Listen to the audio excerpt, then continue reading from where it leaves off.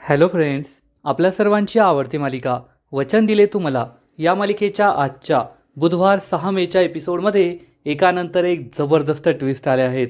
Friends, आजचा episode खरंच खूप भारी होता. हर्षवर्धन ऊर्जाच्या घरी पोहोचला आणि शौर्यला म्हणाला, या लग्नाला मी मानत नाही. हे सगळं थ्रिल म्हणून तू केलंस, आता माझ्याबरोबर घरी चल. त्यामुळे शौर्य खूप चिडला. हर्षवर्धनला ठणकावून सांगितलं, मी हे थ्रिल म्हणून केलं नाहीये, तर ऊर्जावर माझं खरं प्रेम आहे म्हणून मी लग्न केलं आहे. आणि मी त्या घरात परत येईल तर ऊर्जा बरोबरच, नाही तर नाही येणार. त्यामुळे हर्षवर्धनला खूप राग आला. त्यानंतर ऊर्जाने सुद्धा त्याला सुनावलं. पण शेवटी बाप लेकाची ताटातूट नकोय, शौर्य त्याच्या आईबाबांपासून दूर जायला नकोय. म्हणून ऊर्जा चक्क शौर्याला म्हणाली, शौर्य तू मला सोडून तुझ्या बाबांबरोबर तुझ्या घरी जा. हे ऐकून शौर्य ढसाढसा रडू लागला. मग हे सगळं घडलं तरी कसं? आणि शौर्य खरंच ऊर्जाला सोडून हर्षवर्धनच्या घरी राहायला जाणार का? लग्नानंतर एकाच दिवसात शौर्य आणि ऊर्जा एकमेकांपासून वेगळे होणार का? हे जाणून घेण्यासाठी हा व्हिडिओ शेवटपर्यंत नक्की पहा. फ्रेंड्स, आजच्या एपिसोडच्या सुरुवातीलाच ऊर्जाच्या घरी शौर्य आणि ऊर्जाच्या लग्नानंतरच्या सत्यनारायण पूजेची लगबग सुरू असते. तेवढ्यात ऊर्जा तेथे तयार होऊन येते. ऊर्जा साडीत खूप सुंदर दिसत असते. दळवी काकू, चाळीतल्या सगळ्या बायका ऊर्जाचं कौतुक करतात. तेवढ्यात शौर्य सुद्धा येतो आणि हा अगदी लक्ष्मीनारायणचा जोडा दिसतोय असं दळवी काकू सांगतात. तेवढ्यात चाळीतली एक बाई विचारते, अगं पण पूर्वा, लग्नानंतरचा सत्यनारायण तर मुलाच्या घरी असतो ना, मग येथे कसा? तर तेवढ्यात दुसरी बाई म्हणते, आता पूर्वाचा जावई येथेच राहायला आलाय, मग सत्यनारायण सुद्धा येथेच होणार. दळवी काकू म्हणते, गप्प बसा रे, पूजा कुठेही झाली ना तरी पूजेचं महत्त्व काही बदलत नाही. आणि ती चायचुईला सांगते, जा रे लवकर पाठ घेऊन ये, गुरुजी येणारच असतील. पण तेवढ्यात चक्क हर्षवर्धन तेथे पोहोचतो आणि म्हणतो, पूजा होणार नाहीये. हर्षवर्धनला पाहून सगळ्यांना जबर धक्काच बसतो. पूर्वा, ऊर्जा, शौर्य सगळे खूप घाबरतात. हर्षवर्धन घराबाहेर बूट काढतो आणि शौर्यजवळ येतो. सगळे त्याच्याकडे पाहत असतात. आणि मग हर्षवर्धन हा शौर्यला म्हणतो, शौर्य चल माझ्याबरोबर घरी. हे ऐकून सगळ्यांना जबर धक्काच बसतो. तर दळवी काकू म्हणते, अहो असं काय करताय? आज त्यांच्या लग्नानंतरचा पहिला दिवस आहे, घरात सत्यनारायणची पूजा होणार आहे. तर हर्षवर्धन म्हणतो, नाही, येथे कोणतीच पूजा होणार नाहीये. शौर्य आणि पूर्वाला मोठा धक्काच बसतो. ऊर्जाला कळतच नाही हर्षवर्धन काय बोलतोय. हर्षवर्धन म्हणतो, कारण मी माझ्या मुलाला घरी न्यायला आलो येथे. शौर्याचा गैरसमज होतो की हर्षवर्धनने त्यांच्या लग्नाला मान्यता दिली आहे आणि तो ऊर्जाबरोबर त्याला घरी नेणार आहे. त्यामुळे शौर्य खूप खुश होतो आणि म्हणतो, डॅड, खरंच खरंच तुम्ही मला घरी न्यायला आलात? शौर्याची ही रिॲक्शन पाहून पूर्वा आणि ऊर्जाला समजतच नाही की शौर्य असं का वागतोय. कारण त्यांना कळालेलं असतं की हर्षवर्धन फक्त शौर्याला न्यायला घरी आला आहे, ऊर्जाला नाही. आणि शौर्य हा हर्षवर्धनला म्हणतो, बाबा मला माहीत होतं तुम्ही माझ्यापासून जास्त वेळ दूर नाही राहू शकत, माझ्यावर जास्त वेळ नाही राग धरू शकत. खूप खूप थँक्यू, तुम्ही माझं आणि ऊर्जाचं लग्न ॲक्सेप्ट केलं. असं म्हणून शौर्य हर्षवर्धनला घट्ट मिठी मारतो. हर्षवर्धनला सुद्धा जबर धक्काच बसतो आणि तो शौर्यला ठणकावून सांगतो, नाही, मी तुमचं लग्न मान्य केलेलं नाहीये. शौर्यला काही कळतच नाही की हर्षवर्धन हे काय बोलतोय. शौर्य त्याला सोडतो. हर्षवर्धन त्याला ठणकावून सांगतो, शौर्य मी फक्त तुला घरी न्यायला आलोय, हिला नाही. त्यामुळे ऊर्जा, पूर्वा, शौर्य यांना खूप वाईट वाटतं. मग शौर्य हर्षवर्धनला ठणकावून सांगतो, डॅड, माझं आणि ऊर्जाचं लग्न झालंय, त्यामुळे मी त्या घरात परत येईल तर फक्त ऊर्जाबरोबर, मी एकटा त्या घरात येणार नाहीये. हर्षवर्धन चिडून म्हणतो, मी या लग्नाला मान्यता देत नाही, हे लग्न मी मानत नाही, तू आत्ताच्या आत्ता माझ्यावर यायचं. असं म्हणून हर्षवर्धन शौर्याचा हात पकडतो. ऊर्जा, पूर्वा, चायचुई, दळवी काकू सगळे खूप घाबरलेले असतात की आता हर्षवर्धन शौर्यबरोबर जबरदस्ती करतो की काय, त्याला जबरदस्तीने आपल्या घरी घेऊन जातो की काय. आणि इकडे हर्षवर्धनच्या घरी सकाळी सकाळी नाश्ता करण्यासाठी कुमुदिनी आजी, आदित्य, तीर्था आणि सोनलच बसलेले असतात. आजी विचारते, आता या घरात नाश्ता करण्यासाठी फक्त आपणच राहिलो की काय? तेवढ्यात प्रभाकर तेथे येऊन बसतो. आजी म्हणते, मला असं वाटलं तू आणि शैलजा घर सोडून जाता की काय? प्रभाकर म्हणतो, मला त्याबद्दलच तुमच्याशी बोलायचं होतं. आजी चिडून म्हणते, बोलूही नको. एकतर तुझं आणि हर्षवर्धनचं झालेलं भांडण हाच मूर्खपणा आहे. हा मूर्खपणा अजून वाढवू नका. एकमेकांशी बोला, भांडण मिटवा. मला या भांडणात बोलायला लावू नका. प्रभाकर चिडून म्हणतो, समोरच्या माणसाला सांगितलं तर बरं होईल. कुमुदिनी आजी चिडून म्हणते, प्रभाकर वाकड्यात शिरू नको. आजी विचारते, शैलजा कुठे गेलीये? सोनल सांगते, ती शेजारच्या वाडियांकडे गेलीये, तेथेच नाश्ता करून येणारे. आजी चिडून म्हणते, तिने हे जाणून बुजून केलंय, तोंडावर तोंड नको म्हणून अशा पळवाटा शोधते ती. आजी आदित्यला विचारते, हर्षवर्धन कोठे? आदित्य सांगतो, मला काही आयडिया नाहीये.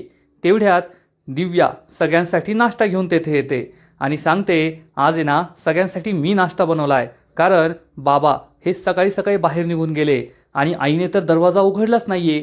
आजीला मोठा धक्काच बसतो. आजी विचारते, असं कसं? विजया अजून रूममधूनच बाहेर आलेली नाहीये. दिव्या सांगते, आणि एवढंच नाही तर शैलजा काकू बाहेर जात होत्या ना, मी त्यांना विचारलं की अजून आई का बाहेर आल्या नाही, तर मला म्हणाल्या, मी काय रोज सकाळी त्यांचं दर्शन घ्यायला जाते का, मला कशाला विचारतेस? आजी चिडून म्हणते, प्रभाकर त्या शैलजाला समजावून सांग, या घरात अशी भाषा चालणार नाही. प्रभाकर म्हणतो, तूच तिला सांग. दिव्या मात्र खुश असते आणि म्हणते, आज सगळ्यांसाठी नाश्ता मी बनवलाय आणि आता मला दुसरे प्रश्न विचारू नका की बाबा कुठे गेले, आई का आल्या नाही, मला काही माहीत नसतं, कुणी मला काही सांगत नाही. आदित्य चिडून म्हणतो, ए बाई गप्प बस ना, तुला कुणी काही विचारत नाही, उगाच फालतूची बडबड करू नको. आजी आदित्यला विचारते, हर्षवर्धनला काही महत्त्वाचं काम होतं का, म्हणून तो सकाळी बाहेर गेला का? आदित्य सांगतो, नाही, आज सकाळी असं अर्जंट काम काहीच नव्हतं. तर प्रभाकर म्हणतो, कदाचित त्याला उपरती झाली असेल आणि आपल्या धाकट्या सुनेला घ्यायला तो तिकडे गेला असेल, ऊर्जा आणि शौर्याच्या घरी. सगळ्यांना जबर धक्काच बसतो. कुमुदिनी आजी मनात विचार करते, नाही, असं नाही होऊ शकत. हर्षवर्धन एवढ्या लवकर तयार होणार नाही आणि जर तो तेथे गेला असेल तर मोठा गोंधळ घालायला फक्त शौर्याला घ्यायला, आणि असं झालं असेल ना तर खूप मोठा प्रॉब्लेम होईल. आजीला चांगलंच टेन्शन आलेलं असतं. इकडे हर्षवर्धन शौर्याला म्हणतो, तू ऊर्जाशी लग्न केलं, 4 विधी केले म्हणजे तुमचं लग्न झालं असं होत नाही.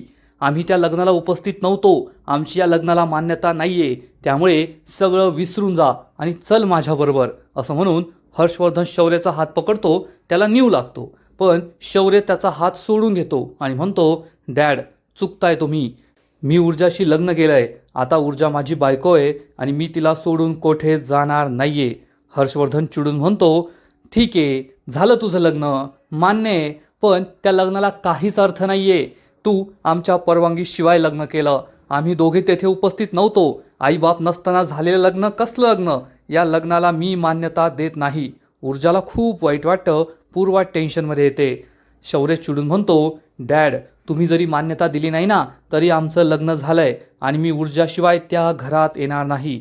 हर्षवर्धन चिडून म्हणतो, त्या घरात येणार नाही मग येथे राहणार का, या घाणेरड्या चाळीत 10 बाय 10च्या खोलीत? अरे कॅम्पिंगसाठी जो टेंट वापरतो ना तू, तो सुद्धा यापेक्षा लॅविश असतो, आणि या चीप लोकांमध्ये राहणार आहेस का तू? तू या चीप लोकांमध्ये राहायचं नाही. हर्षवर्धन आपल्या घराला नाव ठेवतोय म्हणून ऊर्जा आणि पूर्वाला खूप वाईट वाटतं. शौर्य चिडून म्हणतो, डॅड तुम्हाला काय बोलायचं ते बोला, पण या घराला, या चाळीला, या माणसांना नाव ठेवू नका. हर्षवर्धन म्हणतो, वा रे वा, म्हणजे एक रात्रभर तू येथे राहिला आणि या चाळीतल्या लोकांसारखं भांडायला सुद्धा लागला का? त्यांनी तुला शिकवलेलं दिसतंय.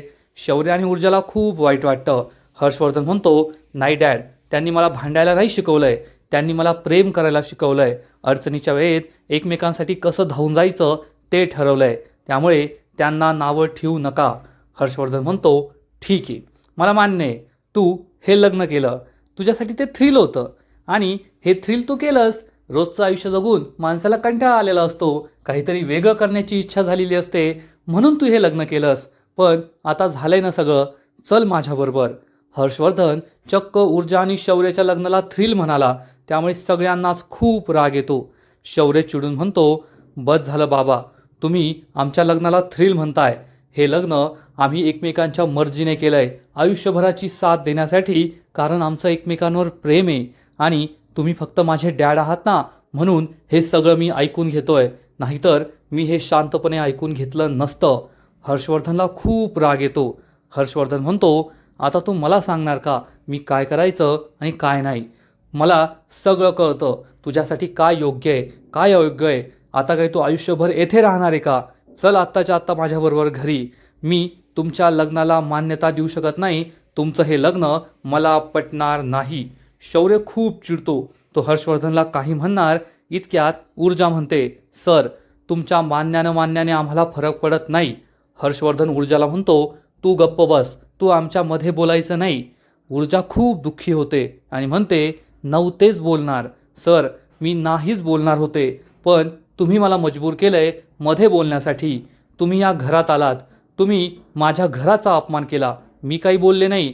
तुम्ही आमच्या परिस्थितीचा, आमच्या गरिबीचा अपमान केला, मी काही बोलले नाही. तुम्ही आमच्या चाळीतील लोकांचा अपमान केला, आम्हाला चीप म्हणाला, मी काही बोलले नाही.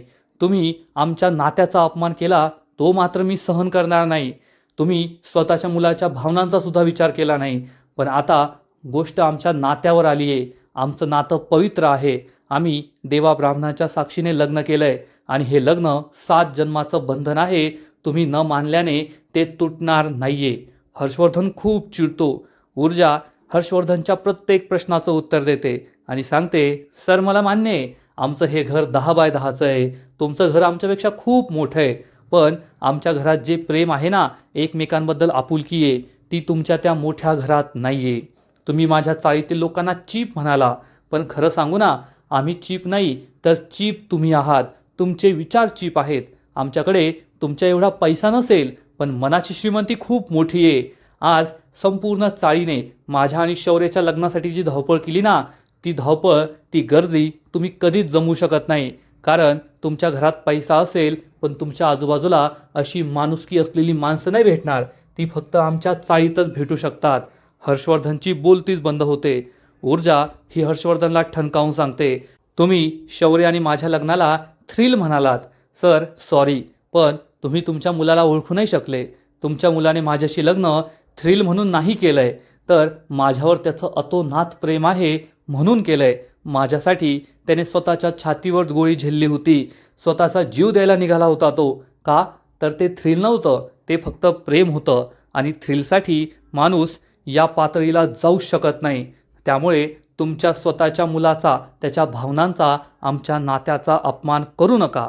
हर्षवर्धन चिडून म्हणतो, या नात्याला काही अर्थच नाही आहे. कारण हे लग्न आमच्या इच्छेविरुद्ध झालं आहे.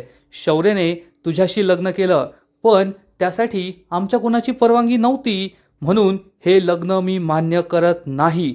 शौर्य चिडून म्हणतो, डॅड मी तुम्हाला पुन्हा एकदा सांगतोय, माझं ऊर्जावर खूप प्रेम आहे आणि मी तुम्हाला विनवणी करायला आलो होतो. मी तुम्हाला म्हणालो होतो की मला ऊर्जाशी लग्न करायचं आहे, पण तुम्हाला तेव्हासुद्धा हा पोरखेळ वाटला होता. तुम्हाला वाटलं हा भातुकलीचा खेळ आहे, मी फक्त खेळायचं म्हणतोय. पण जर हा खेळ असताना तर मी तुमच्या मर्जीशिवाय खेळलो असतो. तुमची परवानगी मागायला आलोच नसतो. मी तुमची परवानगी मागायला आलो तेव्हा तुम्हाला वाटलं की हा सगळा खेळ आहे. आणि आज माझं आणि ऊर्जाचं लग्न झालंय तरीसुद्धा तुम्हाला तेच वाटतंय की हा सगळा खेळ आहे. पण डॅड, हा खेळ नाही आहे. ऊर्जा आणि माझं लग्न झालं आहे. 7 जन्मासाठी आमची गाठ बांधली गेली आहे. आणि मी तुम्हाला शेवटचं सांगतोय, मी ऊर्जाशिवाय त्या घरात येणार नाही. असं म्हणून शौर्य ऊर्जाचा हात हातात घेतो आणि हर्षवर्धनला ठणकावून सांगतो, आमचं नातं कुणीच मोडू शकत नाही. पण हर्षवर्धन काही गप्प बसत नाही आणि म्हणतो, शौर्य ते सगळं सोड, तू माझा मुलगा आहे, चल आत्ताच्या आत्ता माझ्याबरोबर. पण शौर्य त्याला ठणकावून सांगतो, डॅड तुम्ही अजूनही सिरियस नाही आहात. हे लग्न आमचं झालंय, ते आम्ही मोडू नाही शकत. मी तुमच्याबरोबर येणार नाही. हर्षवर्धन शौर्यकडे रागाने पाहत असतो. तेवढ्यात ऊर्जा ही शौर्यला म्हणते, शौर्य मला तुझ्याशी महत्त्वाचं बोलायचं आहे. ऊर्जा आणि शौर्य हे दोघे बाजूला बोलायला जातात, पण या दोघांचा आवाज सगळ्यांना येत असतो. त्यामुळे बाजूला बोलायला का गेले देव जाणे. ऊर्जा ही शौर्यला म्हणते, शौर्य तुझं माझ्यावर जेवढं प्रेम आहे ना, माझंसुद्धा तुझ्यावर तेवढंच प्रेम आहे. मी सुद्धा तुझ्यावर तेवढंच प्रेम करते. लग्नाच्या वेळेस आपण एकमेकांना वचनं दिली होती आणि आपल्या देशात लग्न हे फक्त 2 व्यक्तींमध्ये नाही होत, तर 2 कुटुंबांमध्ये होतं. म्हणूनच माझ्या आईने ही अट घातली होती की जोपर्यंत तुझे वडील आपल्या लग्नाला ॲक्सेप्ट करत नाही, तोपर्यंत ती माझी सासरी पाठवणी करणार नाही. आणि ही अट मी सुद्धा मान्य केली आणि तू सुद्धा मान्य केली. हर्षवर्धन हे सगळं ऐकत असतो. ऊर्जा म्हणते, पण शौर्य या अटीमुळे मी तुला तुझ्या कुटुंबापासून दूर नाही करू शकत. तुझे बाबा आज तुला घ्यायला येथे आले आहेत, पण तू त्यांच्याबरोबर जायला नकार देतोय फक्त माझ्यामुळे, आणि ते मला सहन होत नाहीये. जर मी तुझ्या जागी असते आणि तू मला म्हणाला असतास ना की तुझ्या आईला सोड, तिच्याशी संबंध ठेवू नको, तर मी तुझं कधीच ऐकलं नसतं. तसंच तू सुद्धा तुझ्या बाबांशी संबंध तोडू नको. हे ऐकून शौर्याला मोठा धक्काच बसतो. ऊर्जा रडत असते आणि शौर्याला म्हणते, शौर्य, जर तुझ्या बाबांची इच्छा आहे ना की तू त्यांच्याबरोबर जावं, तर तू त्यांच्याबरोबर जा, कारण मला तुला तुझ्या आईबाबांपासून दूर नाही करायचं आहे. पूर्वा आणि हर्षवर्धन एकमेकांकडे पाहतात. पूर्वाच्या नजरेत असतं, पहा माझी मुलगी कशी आहे, तिला मी काय संस्कार दिलेत. त्यामुळे हर्षवर्धनची हिंमतच होत नाही तिच्या नजरेला नजर देण्याची. शौर्यला कळतच नाही की ऊर्जा हे काय बोलतीये. चक्क त्याला स्वतःपासून दूर जायला सांगतीये, हर्षवर्धन बरोबर जायला सांगतीये. शौर्य ऊर्जाला म्हणतो, ऊर्जा हे काय बोलतेस तू? आपल्या दोघांचं लग्न झालंय, नवरा आहे मी तुझा, मी तुला सोडून कसा जाणार? ऊर्जा म्हणते, शौर्य, मला माहिती आहे तू माझ्यापासून दूर नाही राहू शकत आणि मी सुद्धा तुझ्यापासून दूर नाही राहू शकत, पण जगाच्या पाठीवर कोठेही असलो ना तरी आपण दोघे नवरा बायकोच असणार आहोत. मी तुझी बायकोच असणार आहे. तुझ्यापासून सुद्धा मी हा दुरावा नाही सहन करू शकत, पण मला स्वतःवर हा आरोप नाही झेलायचा आहे की मी तुला तुझ्या कुटुंबापासून, तुझ्या आईबाबांपासून दूर केलं. हे मी सहन नाही करू शकत. शौर्यला खूप वाईट वाटतं, पण पूर्वाला मात्र आपल्या मुलीचा अभिमान वाटत असतो की खरंच माझी ऊर्जा किती संस्कारी आहे, किती चांगली मुलगी आहे. हर्षवर्धन हा ऊर्जाकडे पाहत असतो. ऊर्जा जे काही बोलतीये त्याचं त्यालाही अप्रूप वाटत असतं, पण ही बेरकी मुलगी आहे, हा सुद्धा नक्की तिचा काहीतरी प्लॅन असेल असं त्याला वाटत असतं. शौर्य हा ऊर्जाला म्हणतो, नाही ऊर्जा, मी तुला सोडून कोठेच जाणार नाहीये. ऊर्जा त्याला समजवण्याचा प्रयत्न करते, शौर्य, आपल्या दोघांचं लग्न झालंय आता, आपण मनाने केव्हाच एकमेकांचे झालो होतो आणि आता तर जगासाठी आपलं नातं हे नवरा बायकोचं असणार आहे. त्यामुळे तुझ्या वडिलांनी आपल्या नात्याला संमती दिली काय आणि नाही दिली काय तरीसुद्धा आपल्याला कुणीच वेगळं करू शकत नाही. पण तू तुझ्या बाबांची इच्छा असेल तर घरी जा, तेथे त्यांना कन्व्हिन्स करण्याचा प्रयत्न कर, आपल्या लग्नासाठी, आपल्या प्रेमासाठी, एकमेकांबरोबर राहण्यासाठी, आणि मग तू मला हक्काने तुझ्या घरी घेऊन जा, तुझ्या आईबाबांनी परवानगी दिल्यानंतर. शौर्य रडू लागतो आणि म्हणतो, नाही ऊर्जा, हे काय बोलतेस तू? मी तुला सोडून नाही जगू शकत, मी तुझ्याशिवाय नाही राहू शकत. जेव्हा तू मला म्हणाली होतीस ना की मला तुझं तोंडही पाहायचं नाहीये, तू मला फसवलंय, तेव्हाच माझी अवस्था काय झाली होती. आणि आता तर आपल्या दोघांचं लग्न झालंय. लग्न झाल्यानंतर एक क्षणही मी तुझ्यापासून दूर नाही राहू शकत. आणि त्या घरात, ज्या घरात तुझ्याविषयी वाईट बोललं जाईल, ज्या घरात तुला कधीच कुणी स्वीकारणार नाही, आणि मला माहिती आहे ना माझे डॅड तुला कधीच स्वीकारणार नाही, त्यांना आपलं प्रेम, आपलं नातं कधीच समजणार नाही.